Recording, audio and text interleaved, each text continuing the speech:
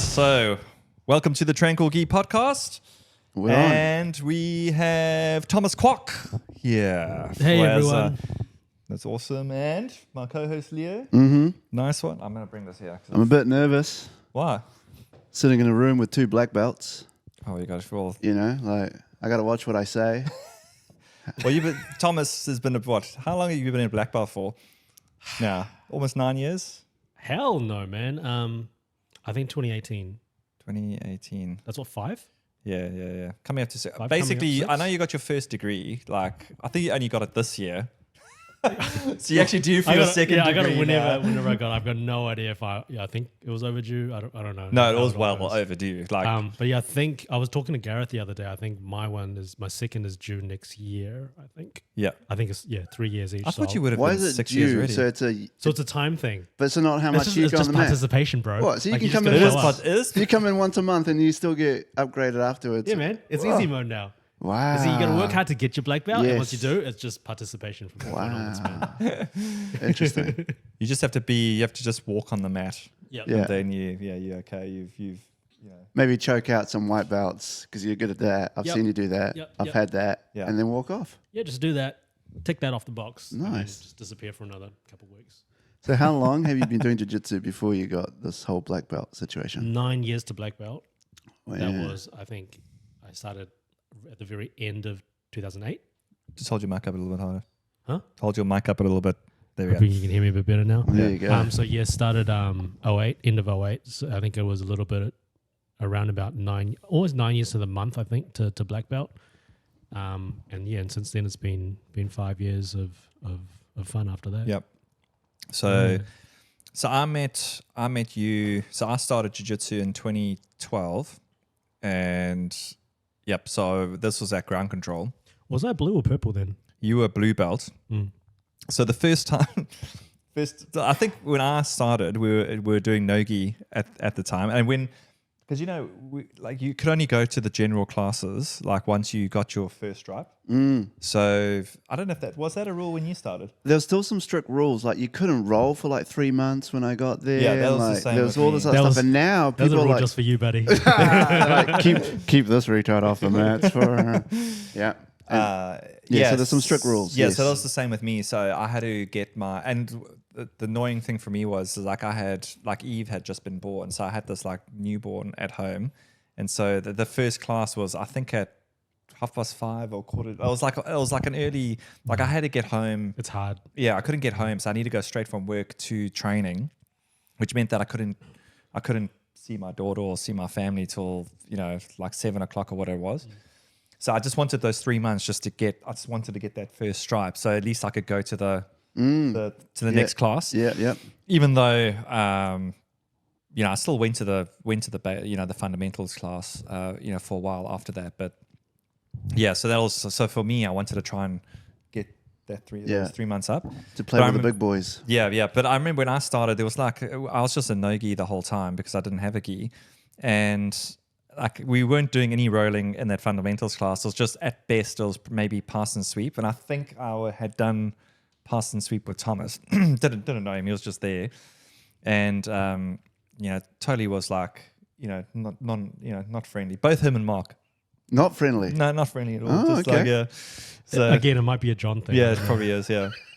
You're like, So- look at that South African over there. But nah, I'm just joking. Nah, he was friendly. And anyway, so I rolled with Thomas, and obviously like he was, smaller dude, but like completely kicking my ass, and I was like, geez, And then I think then for that general class, then you put your gi on, and I saw you were like a 3-stripe.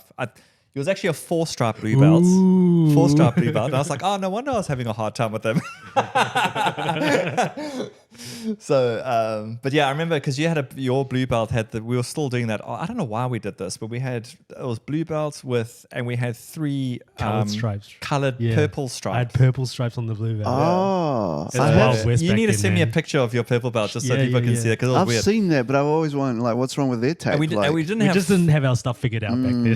yeah. makes sense. And we didn't have 4 stripes. Like it wasn't 4 purple stripes. That would make sense. Like it was 3 purple stripes, Yep. and then you would go to your purple belt Right. after that.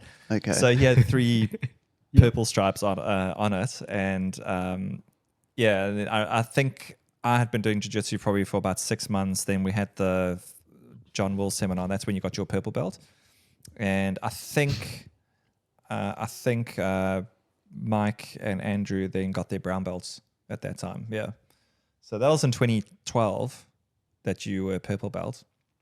Damn. Okay. Yeah. Oh, He's like, thanks for the history lesson. Yeah. And then then kind of the other stuff is history, but yeah. So that's your first meeting of him. Yeah. That's what you remember. All that time ago. Yeah. And so then coming back to you then, so was it all through ground control, or did you move around camps or clubs? Yeah, so I started in ground control. Back in the day, we were upstairs of the Chipmunks. So on Tirakau Drive, you'd have to drive around the back into a dodgy little car park and then walk through a side door to avoid all the kids, and then go upstairs. So that's where we started, and then we, obviously since then we moved to a much more professional gym where we are now. I think when I was a 3-4 stripe white belt, whatever.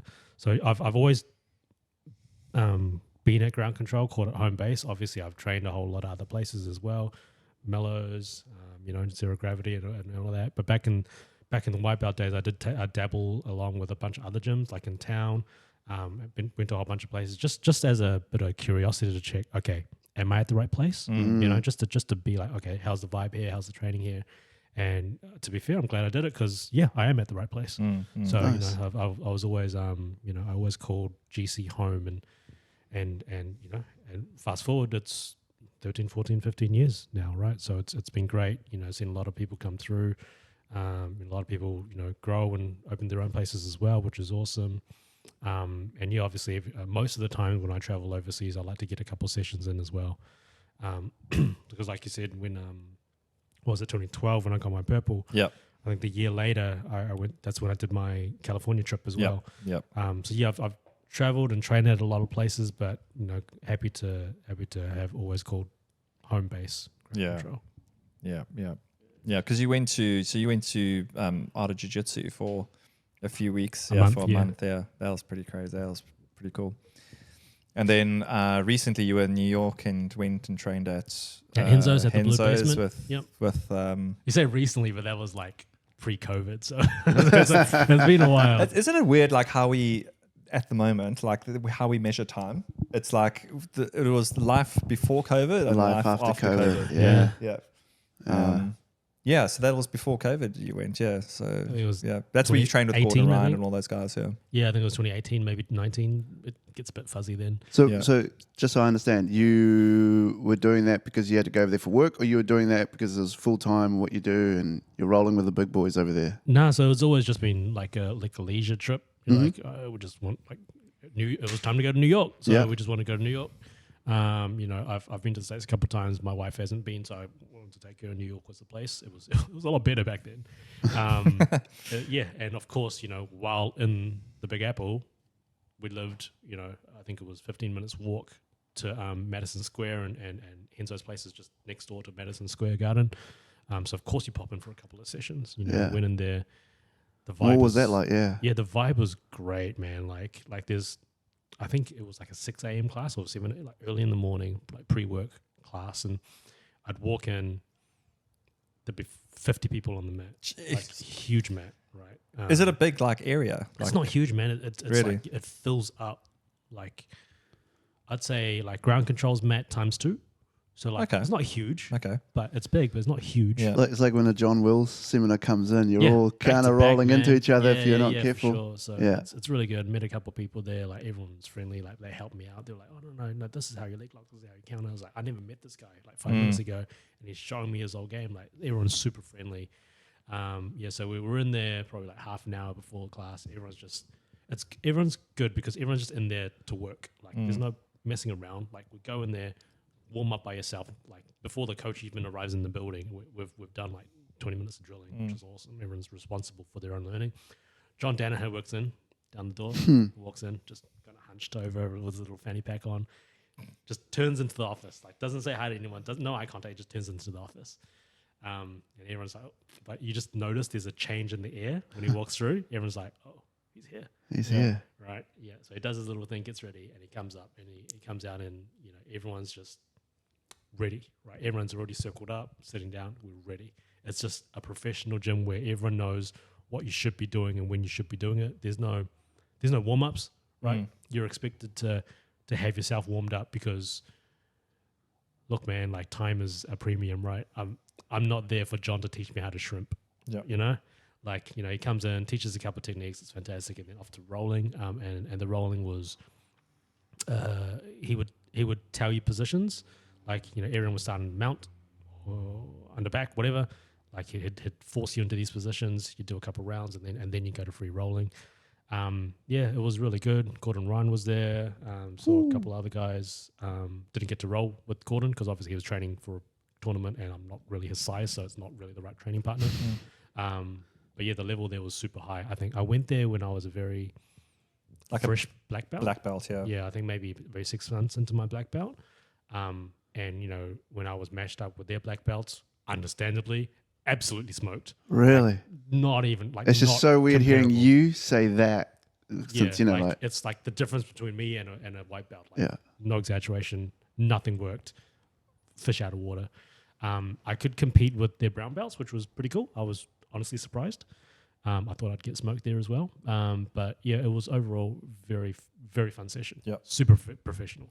Because when you at Art of Jiu-Jitsu, like you as like a new purple belt, like you said, like the white and blue belts were like, they were really good too. So that was, like you found that difference there was quite big. Yeah. So fast forwarding back, it was 2013. It was 2013. I was maybe a year, almost 2 years into my purple belt. I think I was probably late purple belt at that stage. Okay, Like maybe three stripes, something like that. Yeah. So I thought I could hang.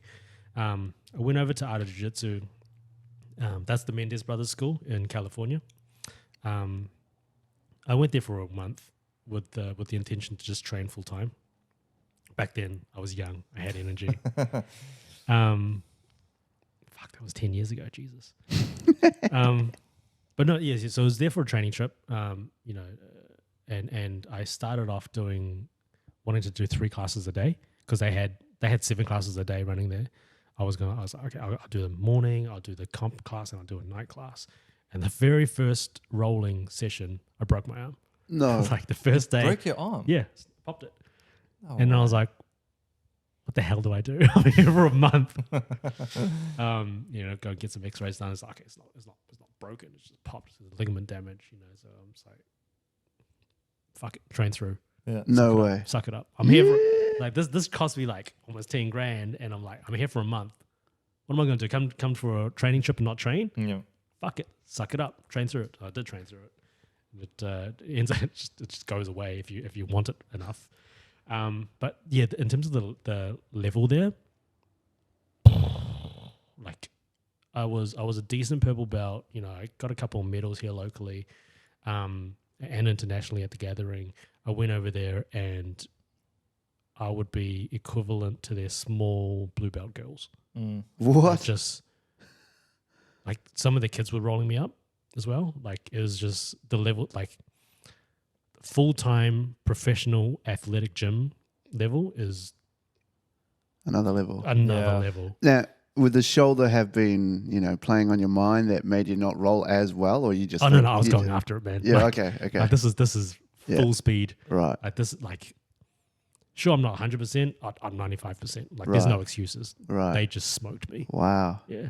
Yeah, I remember you coming back from that trip and like thinking, okay, like he's probably, decent guy at our gym, so he's probably held his own. And then when you came back and said, "Nah, dude, I was getting smoked by these like white belts and blue belts," I was like, "Holy crap!" It's different. Yeah, and different. I think so it's like, and I think at that time, I think that's when jiu-jitsu is like really starting to like gain momentum, and you were getting people who were like full time just doing stuff all the time. So it was like, I think that was an eye opener. Like, yeah, basically. There is like, I mean, we train, but let's be honest, we're all hobbyists, right? Yeah, Like, absolutely. we've got jobs. There's kids over there that don't go to school, they don't work, they just train 5, 6, 7 times a day. And going up against those kids were just like like you would do a move to someone and they would just not move. It's like trying to sweep a brick wall. It just why is this not working? Like I'm not doing anything wrong. Why is this move just not working? You know, and training there, like there's a bunch of kids, so I say kids, but like teenagers, 20 or whatever, but you know, train with them, have absolutely no success, get rolled up, you know, tapped 7-8 times a roll in a 5-minute roll, and then, you know, found, this guy is medalist at Worlds. You know, everyone is a medalist at Worlds. So I don't feel as bad, but like, you know, that's the level that they have out there. And, you know, I think even though I'm a decent hobbyist black belt, that's nothing in the scheme of things. There's levels to this. Yep. Which is eye opening. Yeah, I think that's when I was going to the black belt meetups when I was a brown belt, and I think there was like you can definitely see like the different levels of black belts. Like the guys have been black belts for 10 plus years. It's just like such a vast difference between a person who's a brand new black belt. So yeah, it just shows you that you actually do, like, even though you get your black belts, it shows you actually do get better, like through time. Like after 10 years, you're like, oh, okay, I've actually improved here and there, and so it's one of the strongest memories I had from that trip was the California one, the California trip in 2013. So that was a training camp for Rafa Mendes for ADCC 2013. And what I remember was there was one night there when he was drilling defenses, and he had about 30 people rotating on him for 30 seconds each on his back, trying to choke him. So 90 rounds of fresh people on your back. He never got tapped once. He escaped every single time. So he got full control, full back control. So I would jump on his back, seatbelt hooks, and then all I need to do is obviously finish him. He had 90 rotations of people on him for 45 minutes. Never got tapped once. Escaped every time. How far did you get? Not very far. I probably didn't even get to 30 seconds. Really? Wow. That dude was I mean, he's still on another level at the moment, but like back then he was the like, GOAT, man. He's the GOAT. Such a fanboy. Yeah, he was. Him and his brother, like, just. I used to love Guy Mendes, like, even though Rafa was awesome, but just Guy, like, with his passing, his pressure passing, like, just like beautiful to watch. Like, I remember them going to Japan to I forget what. And just do highlight reels on people. And like Guy was going against this black belt dude, and like scoring 50 points, like just basically just going different positions and stuff like that. Would like get off mount just to go back into his guard, to then get out of guard, to then pass guard, and then doing these different like passing techniques. So eventually he was like getting bored, and it was like literally like 30 seconds to go, and then you're just like just armbarred him. Yeah. And it was just like, so he's just having fun. And that black belt there that he was up against, he was probably like a very good black belt. Yeah. You know? Oh, poor guy. And he just made him look like a white belt. And it was just, and I still remember after that match, some people actually saying to him, like, did you have to rack up all those points and do all that sort of stuff? And he was just like, just jiu-jitsu. I was just doing jiu-jitsu. Yeah, he was just getting some points. So, makes sense. Yeah, different levels. Yeah. Is there any, except for the benefit you've just told us about, don't have to do much as a black belt, but as a white belt looking at these two black belt guys, are there benefits when you get to a black belt? Benefits? Yeah, like get some free membership. Maybe McDonald's gives you a free combo. What happens when you get to the top? Nothing really. Oh, it's all the same, man. I mean, so it's not like Scientology. You go to another level and then there's another level. And no, you don't shoot beams out your ass or anything like that. Yeah, man. I still got to pick up mats when I come to your place. It's like, that's true. Ain't no difference, man. Yeah, we do have to pick up mats. Yeah, I know. We need to sort that out. We do. We need another gym. It's all right. Okay. No, that's cool. Okay, so there's no benefits. You just got a nice colored belt. Pretty much, yeah. Which the same stays thing. with you for like. This is why I'd say to people, is like enjoy your color belt days, because in the grand scheme of things, like you're a color belt for such a short length of time. Like, because when you get your black belt, that's pretty much it. That's your forever belt, man. Like, It's like, you know what? It's like 30 years until you get your like the next belt. Like, you know, all of us will be in like our 80s or something like that. It's just all speak for yourself, black bro. belt. Yeah. 80s. Are you like almost like 40 odd now? Aren't you? Oh, offensive. If you're rolling, I must say though, like No. the day that Thomas met me, his life just got way So better. much worse. Yeah, that much better. Like if I had to actually plot it out on a chart, you'll see in like 2012 he was like kind of just like there, and then all of a sudden just started going up. And yeah. Are you saying in grading up in belts? No, Or no, just, no, just in that's life in just general? just stress in life. level. That's, Oh, that's just- level you of just- stress in my life. Just straight up. Just there you go. You just rub. He's like the only thing that he's. He is Santa though. Look at that hat. So Yeah. you might have sprinkled some Christmas dust on you. And Yeah, all right. there you- He's yeah, looked- all right. yeah, Yeah, all right. He's looked up to me for like all these. He's years. looked up to you. Yeah, Oh. pretty much, yeah. That's just because he's taller than me. That's about it. That's a physical I thing. was gonna say I feel like there's a black belt match Only coming up. only thing I haven't done through the years is converted him to veganism. That's about it. But Why would you do he's that? Stuck to his meat. Meat's Otherwise, in great. every other aspect of life, he's. Yes, I don't have mental illness.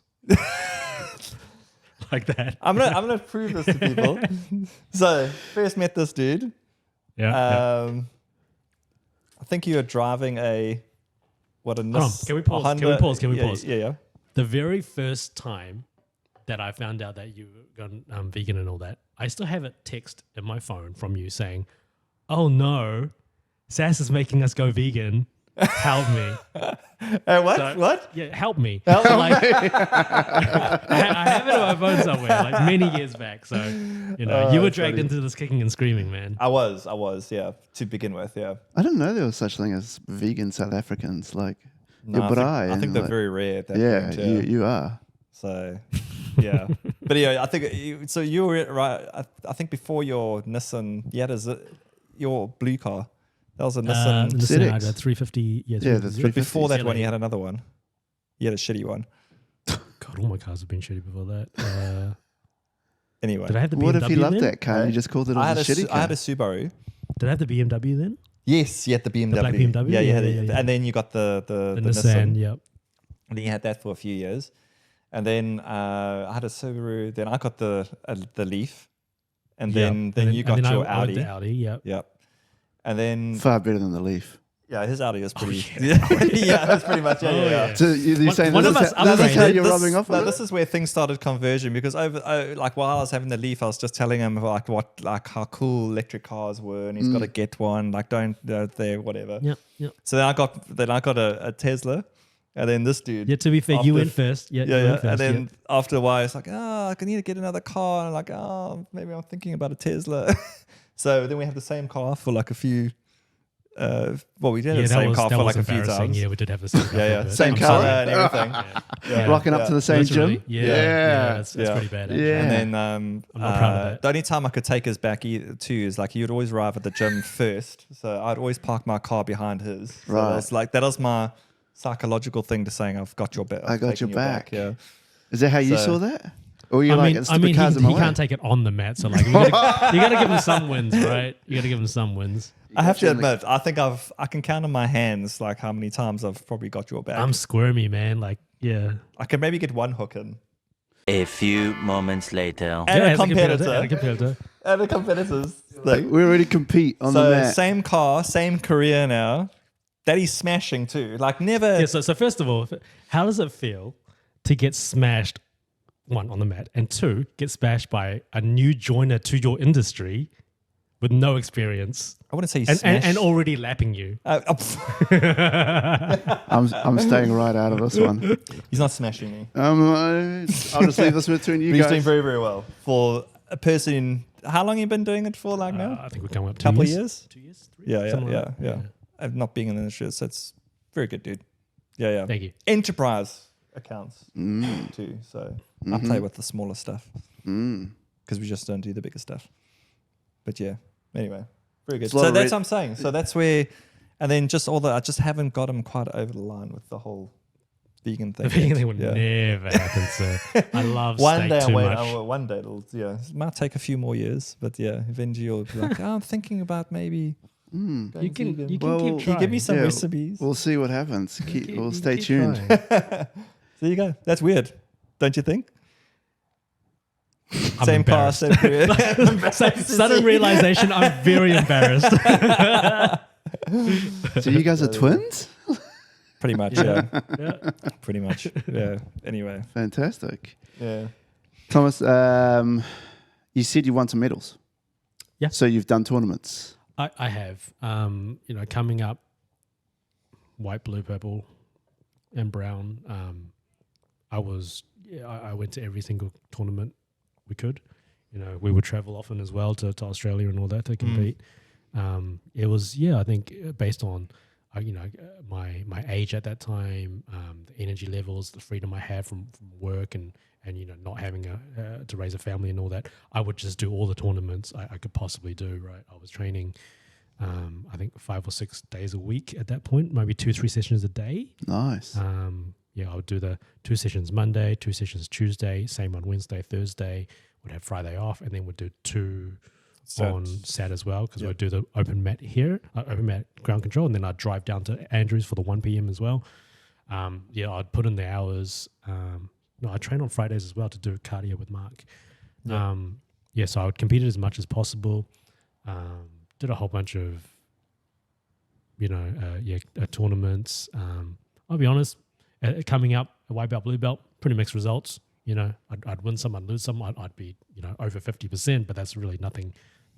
If you're 50%, you're just average, right? So it's just nothing to go home, cry home about. But I think from the late blue belts to purple belts, I got a lot better. Especially coming back from Art of Jiu-Jitsu, getting smashed there for a month.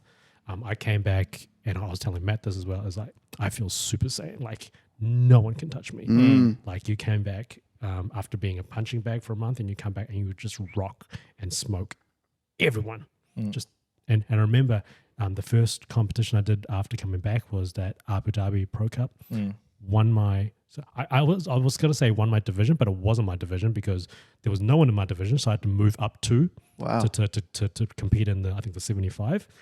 Won that, I think submitted everyone, and then I went to the absolute and got silver in the absolute as well. Like, just come back with superpowers after that trip. So, I competed a lot, had a lot of medals, but definitely not full time. I know I couldn't go to Worlds and compete. So I know my lane, but definitely competing is a lot of fun, and I'd recommend it to everyone. What's the number one advice you'd give to someone wanting to get into a tournament, or is there any key learnings you're like, every time I go to a tournament, this is what I would do? Yeah, so there's a couple of things. I think mindset wise, you should just go in there and have fun, because the result is 50% out of your control, right? You could do every single possible thing right. You can be training, every single day, get your cardio on, get your diet perfect. But if the guy's better than you, he's just better than you. The result is not really in your control. You can just do the best you can. And that leads into my second point is absolutely do the best you can. Don't half-ass it, because you are going to step on someone who is going to want to hurt you. You can get really fucked up. So if you're going to do it for real. And what I mean is take your training seriously. Don't be doing a 1 a week and then looking to compete. You're going to get hurt. Take it seriously. Do the cardio as well. I would recommend taking the cardio into your own hands and do extra sessions as well, because we've all competed here. It's not the same as rolling in the gym. Your grips are going to get Intensity's a little higher. Yep. Yeah, intensity is a little higher. You gas out a lot quickly. Your breathing starts coming into play as well. Adrenaline dump, all of that stuff. So competitions is a little bit more serious. It's don't take it as a joke, because you kind of are putting your body on the line there against someone who wants to just trample you and move on to the next match. So, you should do it. You absolutely should do it, but take it seriously. I love that. I love how it's so opposite from Boss. You know what Boss was? He was like, I kind of just got off the couch and went and did a tournament. So I've done that once. I remember I did a competition when with a semi-popped broken ankle. I had it all strapped up, and I was like, I'll be fine. I had popped it, I think, a couple of weeks ago, and then I wasn't able to train as much. And I definitely wasn't able to do cardio, couldn't run or anything like that. And I went it anyway. I just got smoked. Like, I was beaten by people that arguably should have no business smoking me. And that was my lesson was, competition isn't a joke. Like, people there. Yeah, they're there to win, right? Yeah, they're there to win. Yeah. Sure, maybe they don't intend to hurt you, but like they intend to get past you, and they'll do whatever they need to do to get through you. So, protect yourself. Like, it's pretty serious. Smart. Yeah. Smart. I got one more question. Yeah, go. I think last time I rolled with you was at Mellows, and you were saying you'd been away for a bit of time. I can't remember if it was an injury or not. Was there a mental barrier to come back, or you're just like, nah, I had to go away and then come back? So that was a long time. Like, Yeah, because actually talk through some of those injuries. 'Cause I know you popped your ankle that once, and you strapped that for ages. I remember, and then your knee was like that knee was bad. Yeah. Yeah. So that ankle wasn't too serious. It popped out. So it got popped. It was just an accident. I was back in the mat 2 months. Not too serious. I think by count I've popped my arms 7 times total. I think it was 3 and 4. But again, it's not serious. I can drive. I can go to work. Well, you don't even have to drive. No, this is pre-Tesla. Pre-Tesla. It's like, yeah, you can get injured, but like if it doesn't affect your real life, then it's not serious. So yeah, I've done the arms a couple of times, but that knee was bad. It was just a freak accident. I hook swept someone to the left. They came back onto my hooks, and that's it. Boom, gone. The pressure. Yeah, it was a Did compression. Did it pop, or like what did you? So yeah, I think I felt a pop. So it was like sweep, and then they came back. It was the compression that did it, which is weird. It wasn't twisting, nothing like. It was just bend. Right. So I felt something give, and then it just locked up. Like I couldn't bend it. It was just straight. And like I can't move my knee. Excruciating pain. Like something hurts. Like you'd scream out, you'd moan, and then I've learned that there's a level beyond that where you can't scream anymore. You just freeze. So yeah, I was like, oh my God. So that was it. Till this day, no one knows what it was. We did the scans, we did all of that. Nothing. It was no bones broken. It's almost the like ligaments were still there. Like Mark's thing. Hey? Yeah, unexplained. Like we know something's messed up. Yeah. It hurts. It's not moving, but no one can see what it was. Yeah. So I'm glad I'm back to pretty much 100%. It wasn't nothing long term. Yeah. But so that was bad. Like that. I think that kept that. Alone was 6 months off. Yeah. But the worst thing is that was 6 months right before the lockdown. So I got better off that, and then voila, hey, you can't train for a year or however long it was. Like it was lockdown 1 to lockdown 2, and then coming out of lockdown 2, your boy becomes a dad. So like, I think it was all in all almost 2 years without properly training. Yeah. Like I think it was 2 years where I did maybe 4 sessions total. Wow. Yeah, it was a long time off the mat. But to answer your question, mentally to get back, no issues. I know that when I came back, my timing would be off, angles would be off, base would be off. I would not be the same guy. But I also knew that if I didn't do this, I'm never going to get it back. So mentally, I just came back to say, look, I'm going to get smoked by people that, I probably shouldn't get smoked by, but I have to get through this to get back to where I was. So mentally you just have to suck it up and take your bumps. Yeah. I think you're being modest. I think you came back and no one smoked you and you smoked them again and you're like, oh, I still got it. I think that's what you were saying to me. It was a nice surprise. He was telling me that kind of story on the mat, and I was waiting for I got smoked and I got over it, and then he's like, no, I just came back and fucked everyone up. And then I'm like, yeah, and you're doing it to me right now, so hey, welcome back. It wasn't too bad. But I think with your knee, didn't you you hurt it and then you were off for a little bit and then you came back and then it yeah, sorry, I forgot again. that. I forgot that. So yes, I was. So it was very bad, like a catastrophe. It took 6 months off, and I was like, okay, I can get. It doesn't hurt anymore. Yeah, I have the full range of motion. There's no clicking. Okay, I came back, started doing some drilling with Mark upstairs. I didn't roll yet. I'm just doing drilling. Pop, there it goes again. right? And I think Was it that compression again? No, I think it was something totally Something else, different. I think I was leg locking someone, and I think I hit a honey hole position where you have to triangle your legs, and I think the triangle pressure was too much, and I was like, God.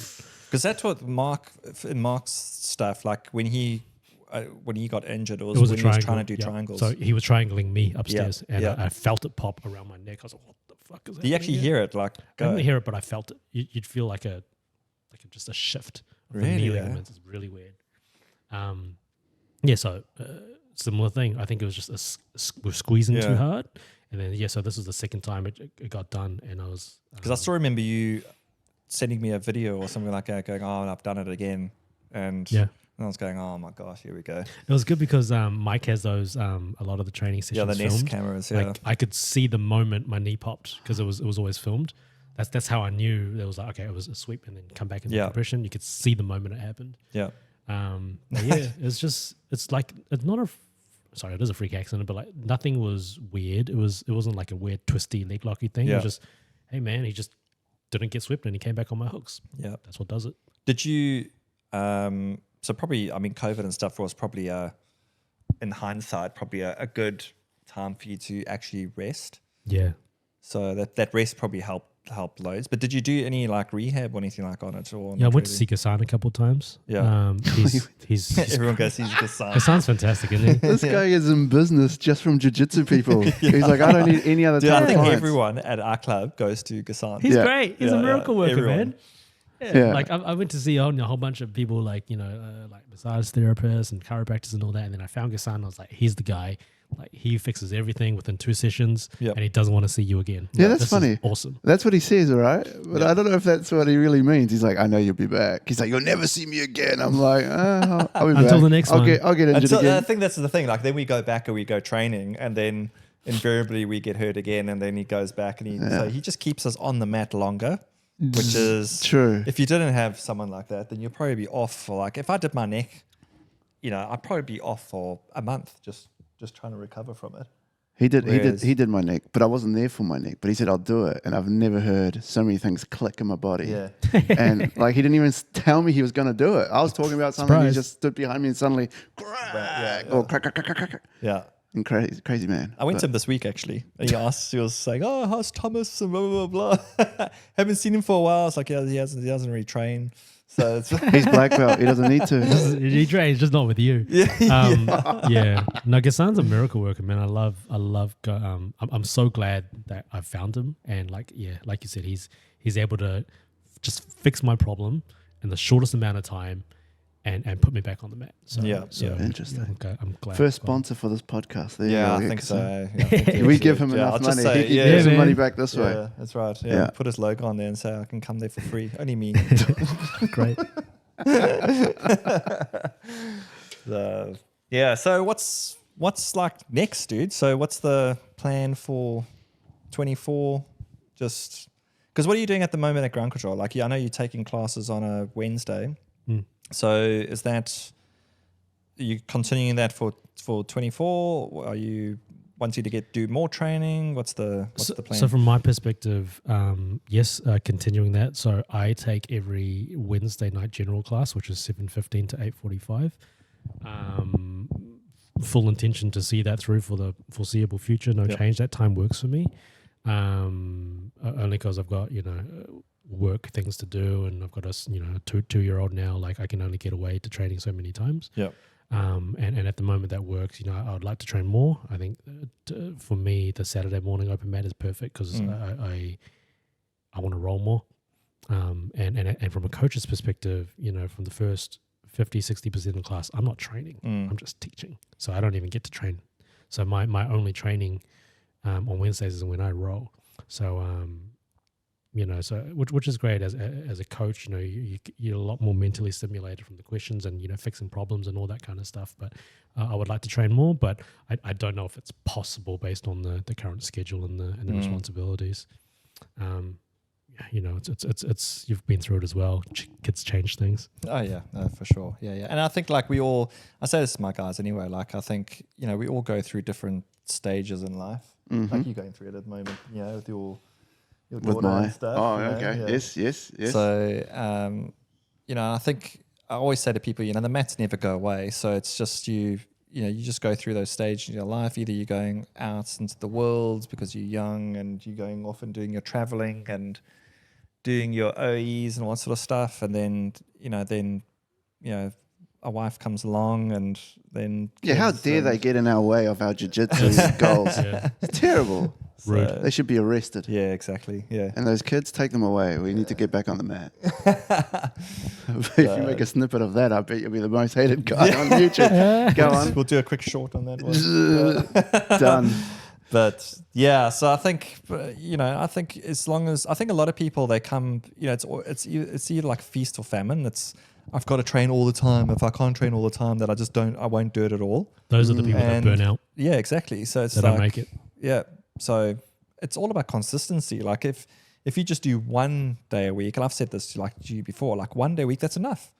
Like Is it? that keeps, of course it is. Like It is, keeps it you, is. it keeps it keeps you your technique going okay. and As long as it's not 0, that's enough. yeah. Exactly. Like I'm doing 1 a week, and I've been doing 1 a week ever since my daughter was born. That's been 2 years. That's enough. Yeah. I mean, I'd love to do more, but like, as long as I'm not doing 0, I think that's what's important. Yeah. So I always say like something is better than nothing, and then eventually your kids get a little bit older. You find you have a little bit more time. Schedules change, and then all of a sudden, I can do another night a week, and Sure. and then so instead of, and if you've been just coming back to your question about whether, was there any anxiety or whatever like coming back, then that barrier for you to come back is just that much lower. Because now you've been doing 1 a week, but now I can do 2 a week, but you've been doing that 1, so you can get things and going a bit better. Yeah, Totally. As both of you being coaches, you can both feel free to answer this question. But with students coming in now, like the younger ones coming in, are they like you seeing an evolution in the sport where they're picking it up faster, getting into more intense moves quicker? Is that happening? Is that what you're seeing? You first. Yeah, dude. Like we actually just like we had Adam here now, like Adam, like just insanely, like just the level of like where he is at now to like compared to say like where we were, just way more. Yeah. So, I just know my time's running out. Nah. These kids are insane. And then you get like Logan and you got Mackay and all those guys that are like coming in, and like I think. Because when we started, like the highest belt was a purple belt. So, and not to take away from Andrew and Mike and all them, but I mean, it's like, though a purple belt, 10 years ago is a vastly different, like a purple belt now is like vastly different. Because now you've got black belts that can now coach those purple belts. Yeah. So the level just goes that little bit up. So I would imagine GC is the same. It's absolutely like that, right? People walk through the door and they already know stuff, which is super cool. Makes my job a bit easier. It's like people, walk through the door with already a couple of months worth of training, but just from watching UFC or whatever, right? Like, it's easier for me too, because when I explain terms, they understand what that means. Like, I don't need to explain what a sweep is. They know. Joe Rogan taught them. Like, it's more modern, and people come through with a lot more knowledge already, which is really good. And you make a good point around the levels and the coaching. Like when I started, Mike and Andrew were a blue belt, and it was awesome. I learned so much through all of that, right? Yeah. But now, when someone walks through the door, you have a roster of black belts who are here to teach you, right? We've got black belts teaching probably like 10 classes a week or something like that, right? So immediately as you step through the door, the level of coaching is higher. So your learning progression and your skill improvement, whatever you want to call it, your progress is just better, faster. And the rising tide will just raise all of the ships, because your peers get better faster as well, and everyone just starts higher and gets better faster as well. So it's really good. And as a coach, you see a lot of that happening, and I'm seeing people catch up to me in a rolling or a skill or a technique level sooner than I went through that same path. And that's what you want as a coach, right? You want people to get better at a faster pace than I did, and eventually down the track, you want your students to be better than you because of I think or at least that's like that you can competitive progress at as least. well. Like that's to me like I want the guys that I'm at to be as good as me or better, so that then I get better as a like everyone's like that gap now like after 2-3 years is like definitely shrunk. So it's like, and that's the way you get better. That's what you want. That's the mark of a good coach, right? Because if I can train my students to be competitive with me and or long term be better than me, I've been a successful coach, right? If I'm consistently better than them and they're not catching up, I'm a shit coach. I'm not doing my job properly. Yep. Yeah. So again, there's ego in there, right? You got to put the ego aside and be like, am I here to compete and smash these guys? Yes. Sorry. Yes. That was just some my guys. inner voice. Some guys.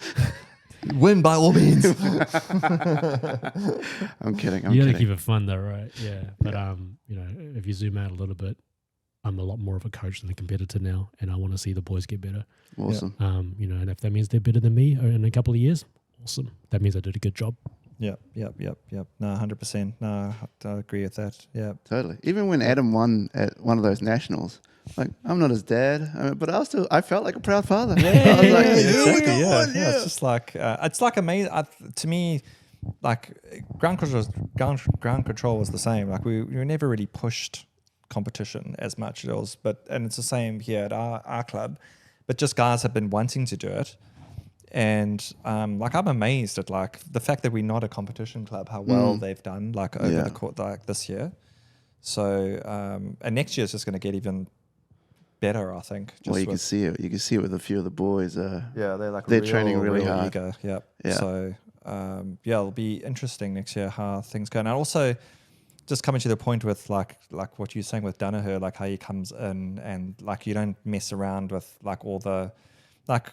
We're very similar like there. Like we hardly ever do any like warm-up drills where we actually shrimping and stuff like that. It's like a positional drill to do a warm-up, or with our wrestling up stuff now, we're doing some of those basic techniques just to get warm, just so we can get up. But I think the way you coach now, also coaching has progressed. Like how we coach people now is different to how we were coached when 5 or 6 years ago, or even 10 years ago. So that's also been a very and I think that because the coaching styles have changed, that's also allowed people to progress and involve. Yeah, it's just it's amazing. And I mean it's more everywhere now, right? With all these other tournaments coming on and on YouTube and everything that you can watch and learn. Like I was talking about invitations. I was watching them last night and I was like, pick up something here, maybe. Yeah. Try that on the mat. Succeed. Maybe not. Yeah, that's right. But at least I'm trying. But yeah. Cool. Nah, cool, man. But Thomas, just thanks for coming along. Appreciate it. Yeah, it was fun, man. Thanks for teaching me some chokes. I've used them in the past. You're very welcome. Yeah, appreciate it. Yep. Come along and demo some more on you anytime you want. Not on me. But do it on John.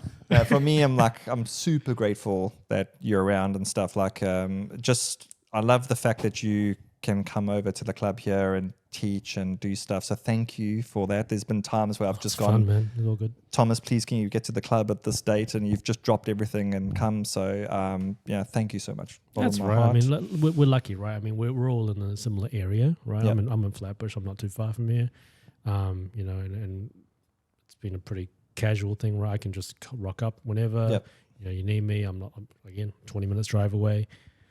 It's good. The one thing I really like about BJJ is it's very casual, right? Yep. Compared to traditional karate, aikido, whatever, right? With the bowing and all that. It's just I love that it's really casual, and I think it's reflected in the ground control culture, and it's definitely reflected in your culture as well.